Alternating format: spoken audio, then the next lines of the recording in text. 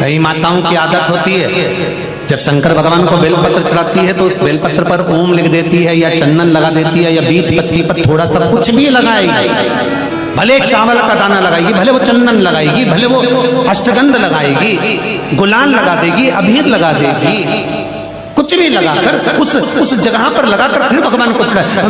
वो व्यक्ति जो भगवान शंकर को बेलपत्र जब समर्पित करता है और बीच की पत्ती पर चंदन लगाकर मध्यस्थ जोड़कर शहद लगाकर शिव को जब समर्पित करता है तो उसका भाग्य कितना भी विपरीत चल रहा हो, उसकी किस्मत की रेखा कितनी भी विरोधी, कितनी भी विपरीत चल रही हो, वो अपने आप से बच जाती है, अपने आप से बच जाती है।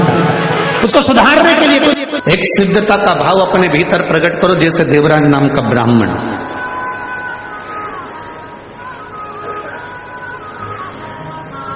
चोर है, धन नहीं है, पैसा नहीं है, चोरी का धन लेकर आया है और वो धन लेकर शिव जी के मंदिर में पहुंच जाता है। इसको भी नहीं मालूम कि मेरी माता शंकर के मंदिर में एक लोटा जल चढ़ाती रही।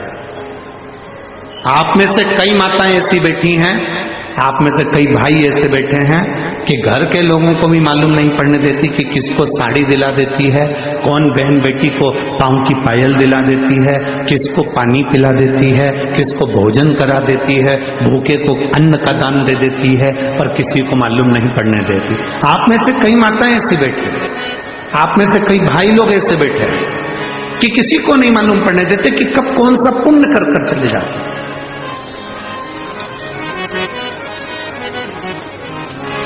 अपने हाथों से अपन सत्कर्म करते चले। कौन देख रहा है हमें उससे मतलब नहीं, कौन हमको देखा उससे मतलब नहीं, कौन ने हमको पूछा उससे हमें मतलब नहीं, कौन हमको चाहा उससे हमें मतलब नहीं। हमें तो ये मतलब होना चाहिए कि हमें किसी भूखे को भोजन करा दिया, प्यासे को पानी पिला दिया। मूल वही। देवराज को नहीं मालूम था कि मेरी माता शिव जी को एक लोटा जल चढ़ाती है। शायद आप लोगों को भी नहीं मालूम होगा कि शंकर जी पर एक लोटा जल चढ़ाने का फल क्या है। लोग कहते हैं 16 श्राद्ध में, श्राद्ध पक्ष में हम गया जी जाते हैं और भगवान शंकर, हम गया जी में जाकर तर्पण करते हैं, हम गया जी में जाकर पिंडदान करते हैं, हम नासिक में जाकर तिलांजलि देते हैं, तर्पण करते हैं, पिंड देते हैं, हम सरयू जी के तट पर जाकर माता सरयू को पिंड देते हैं, तर्पण करते हैं, हम गंगा जी पर जाकर जल छोड़ते हैं, तर्पण करते हैं, पिंड देते हैं। शिव महापुराण की कथा विद्धेश्वर संहिता के अंतर्गत लिखा गया, जब हम एक लोटा जल भगवान देवाधिदेव महादेव को समर्पित करते हैं तो आपने 16 श्राद्ध में अपने पूर्वजों को जल दिया कि नहीं दिया, आपने अपने पितरों को जल दिया कि नहीं दिया, आपने अपने पूर्वजों को पिंडदान किया कि नहीं किया, आपने अपने पूर्वजों को, अपने पितरों को कुछ दिया कि नहीं दिया। 16 श्राद्ध में, श्राद्ध पक्ष में, किसी के मरने के बाद, किसी के जाने के बाद तुमने किसी भूखे को भोजन कराया कि नहीं कराया, पता नहीं। पर इतना शिव महापुराण की कथा कहती है, जब हम एक लोटा जल अपने घर से पानी का भर कर जाते हैं, शंकर जी को समर्पित करते हैं, शिवलिंग पर एक लोटा जल जब हम चढ़ाते हैं, उस समय पर हम अपने पूर्वजों को, अपने पितरों को जल प्रदान कर देते हैं, क्योंकि शंकर पर चढ़े हुए जल का एक अंश हमारे पितरों को, हमारे पूर्वजों को भी मिलता है, जिससे हमारे पितर हमें आशीर्वाद देते हैं और हमारी जिंदगी की एक राह अपने आप प्रशस्त होती है, एक राह प्रशस्त हो जाती है।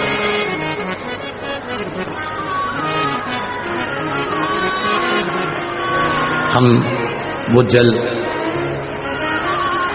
जो शिव जी को समर्पित कर रहे हैं, भगवान शंकर को, भगवान देवाधिदेव महादेव को समर्पित कर रहे हैं, वो जल खाली नहीं जाता। आपका दिया गया एक लोटा जल आपके पूर्वजों के हिस्से में भी जाता है। शिव जी पे चढ़ाए गए एक लोटे जल में से एक अंश आपके पितरों को भी प्राप्त होगा। अच्छा चलो एक बात आपसे पूछें, 40 गांव वाले सब उत्तर देना जरा अच्छे से, हो बड़ा ध्यान से उत्तर देना।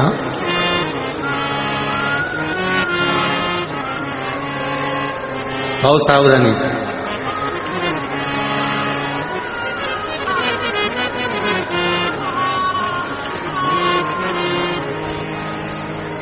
ये कार्यकर्ताओं से निवेदन है, आप लोग जो चल रहे हैं फिर रहे हैं बार बार, आप लोग अपनी जगह पर बैठ जाओ। और जिनको पानी देना है उनसे निवेदन है कि आप बाहर जो धूप में बैठे हैं, गर्मी में बैठे हैं, आप उनको पानी दीजिए।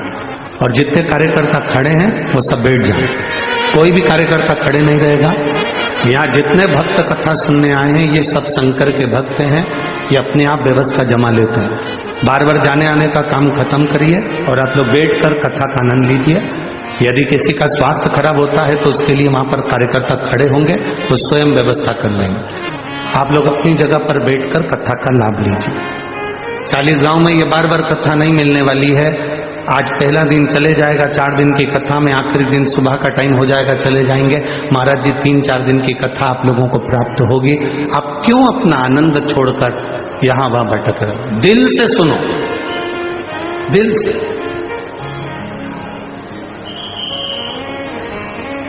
और हम आपसे भी कहते हैं, आपको कार्यकर्ता की जरूरत है कि महादेव की जरूरत है?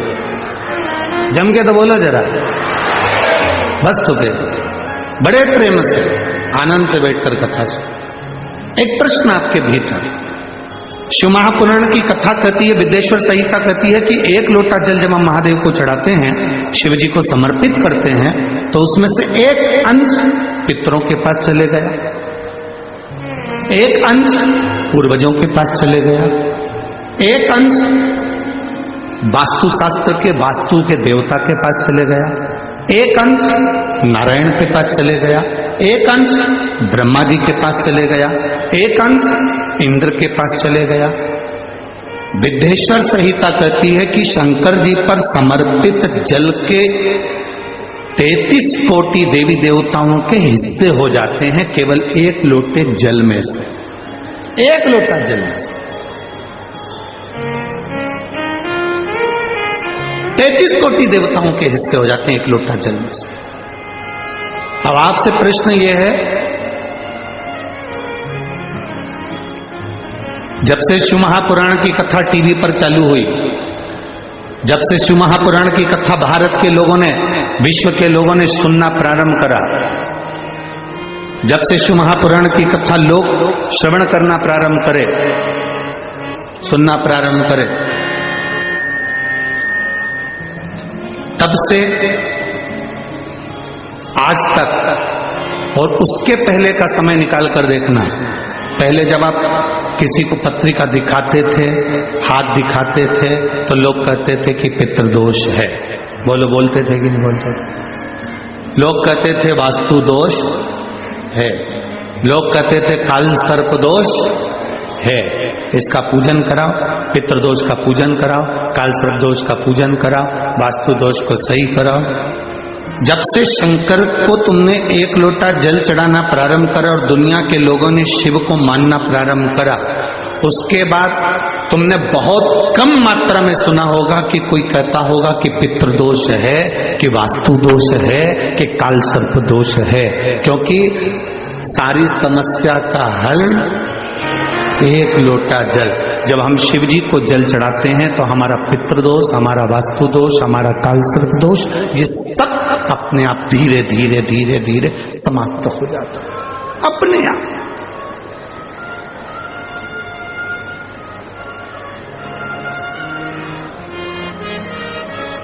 धीरे धीरे समाप्त। आपको भटकना नहीं पड़ता।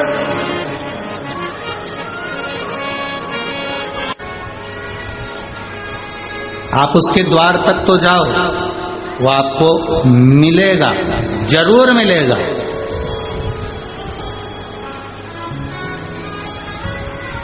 और एक बात कहें मेरी जीजियों और मेरे जीजाओं, बहुत सावधानी से सुनना। कभी योग लग जाए आपको, कभी शिव मंदिर में कोई भी नहीं, कभी ऐसा योग लग जाए, वैसे तो अब शंकर जी का मंदिर खाली मिलना कठिन है, पर कभी अगर आपको ऐसा योग लगे शिव मंदिर में कि अकेले हो आप, कुछ भी नहीं है आपके पास में चलेगा। अगर जल हो तो ठीक, बेलपत्र हो तो ठीक, ना हो तो भी। अकेले हो, गाड़ी से जा रहे हो, रोड के किनारे पर एकांतेश्वर महादेव मिल गए, कहीं पेड़ के नीचे बैठे थे, अकेले बैठे, ना उनके पास पार्वती जी है ना गणेश जी है। कहीं कहीं एकांतेश्वर महादेव तो ऐसे हैं कि वहां नंदी भी नहीं है, किसी किसी पेड़ के नीचे भगवान रोड के किनारे बैठे अकेले शिवलिंग, और तुम वहां से निकल कर जा रहे हो। कभी प्रयास करना, 2 मिनट के लिए गाड़ी रोकना, ड्राइवर से कहना भैया थोड़ा रुक जा 2 मिनट, मेरे को बाबा बैठे हैं, जरा बात तो कर लो थोड़ा।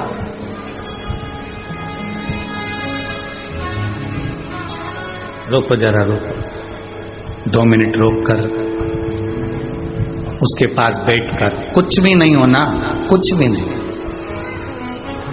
थोड़ा सा सफाई कर देना, बैठकर दिल से कह देना बहुत दुखी हूं बाबा, पर मेरे महाकाल राजा, ओ मेरे महाकाल राजा, ये दिल, मन, चित्त, बुद्धि, परिवार, सब कुछ आप पर सौंप दिया। अब मेरी जिंदगी के निर्णय मेरे महाकाल राजा आपको लेना है, और मैं जानती हूं आप मुझे गिरता हुआ नहीं देख सकते, क्योंकि आप काल अधिपति हो। विनय करो, बैठकर बात करो, प्रार्थना करो, थोड़ी देर बैठकर श्री शिवाय नमस्तुभ्यम जरा जम के बोलो एक बार, श्री नमस्तुभ्यम, दिल से बोलो।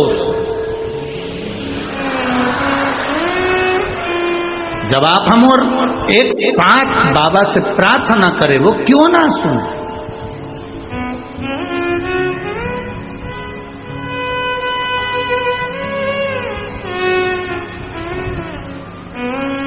मुझे तेरा ही सहारा है, मेरे भोले बाबा, मैंने तुम्हें ही पुकारा है,